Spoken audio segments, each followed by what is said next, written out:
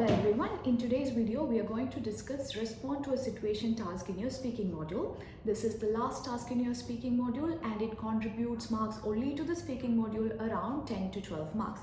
It's a really easy task, you can always get full marks for this. And in this task, what you will do is you will have a situation written on the screen, which is a prompt, and the same situation written on the screen would be played out in audio as well. The audio along with the prompt on screen will be there for around 10 to 20 seconds. The audio will play for 10 to 20 seconds. And after the audio plays, within 10 seconds, you have to give an answer, like what you would say in this particular situation. The time given to answer is 40 seconds. So a few things to remember here. Once the question appears on the screen, the audio will play automatically. You can't replay, you can't pause the audio, and you don't really need to listen to the audio, to be honest, because whatever they say in the audio is exactly written on the screen for you as a prompt. So as soon as the question appears on the screen, you do not have to wait for the audio, read the script and plan your answer, because the 10 seconds that you get after the audio plays is not much time, which means you don't have much time to make notes over here. The best way to approach this question is make use of the question which is in front of you.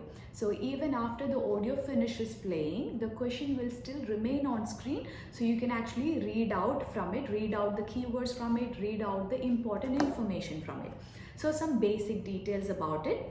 You will get 2 to 3 of this question. Audio will be around 20 seconds, 10 seconds preparation time. Time given to answer is 40 seconds. You do not have to speak for the entire 40 seconds. Ideally 30 to 35 seconds. Try not to go below 30 seconds.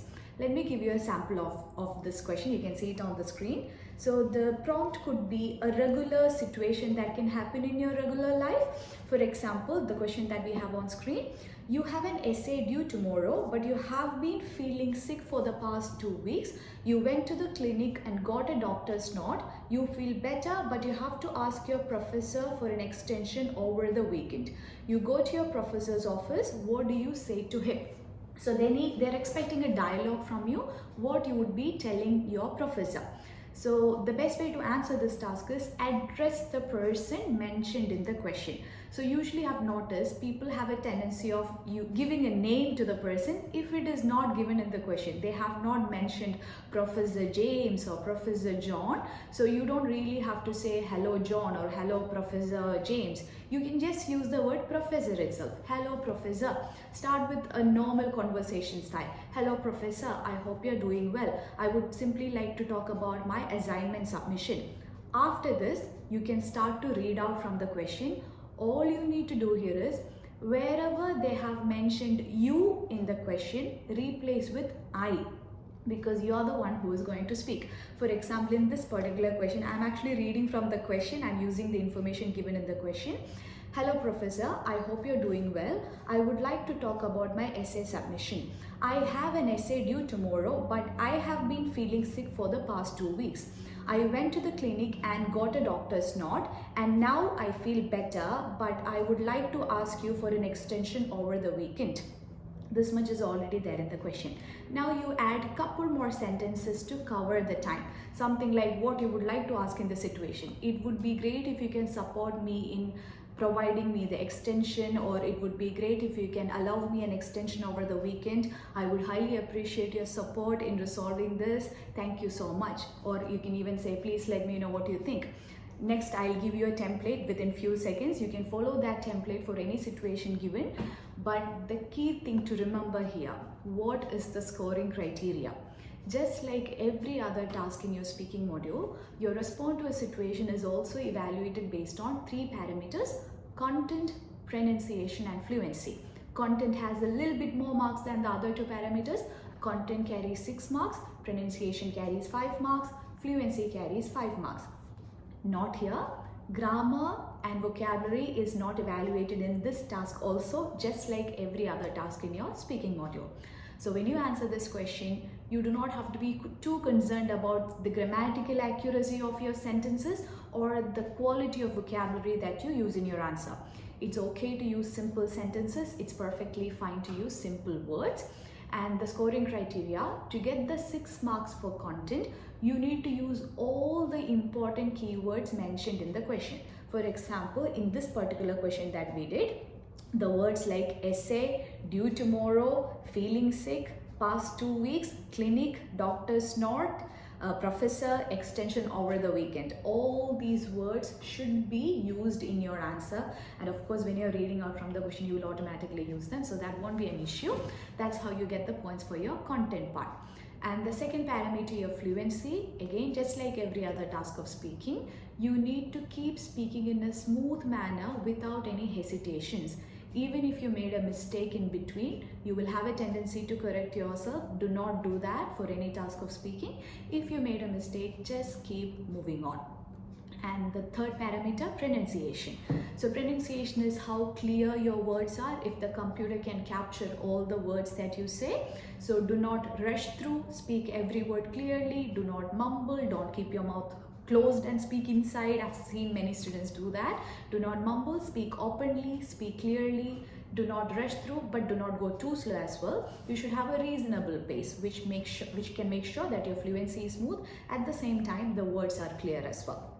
So that's pretty much it. I'll give you another example right now along with the template on the screen, and the example will be scored as well, so you can see how well you can get marks over here.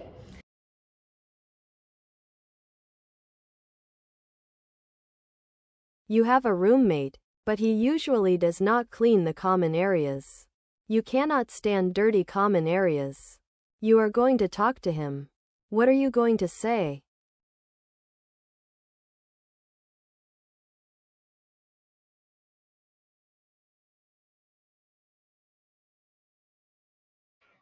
Hello, roommate. I hope you're doing well. I would like to talk about the cleanliness of our common areas. Firstly, I have noticed that you do not clean the common areas normally. However, I cannot stand dirty common areas. It would be great if you could also take care and keep the rooms and common areas clean. I would highly appreciate your support in resolving this issue, and I'm sure you will do well. Please let me know what you think. Thank you.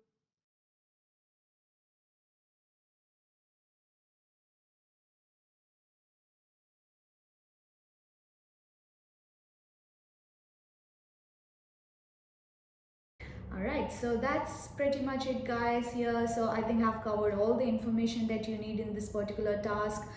Just few more things to remember, few mistakes that you can avoid. Do not skip any important keyword from the question. Do not add too much extra information. That's also, some students when they start answering, they come up with new stories which is not even there in the question. You can add couple of sentences to resolve the situation or to answer the particular situation, but don't add more extra information. For example, let's say in this particular question, I have been feeling sick, I have had a fever for around 3 weeks and I was feeling really low. See, it's not wrong to do that, but the problem with that is when you add too much additional information which is not directly given in the question, you will start hesitating more because you're thinking at the moment, you're coming up with stories which you don't really need to do. So do not add too many extra stories or extra information.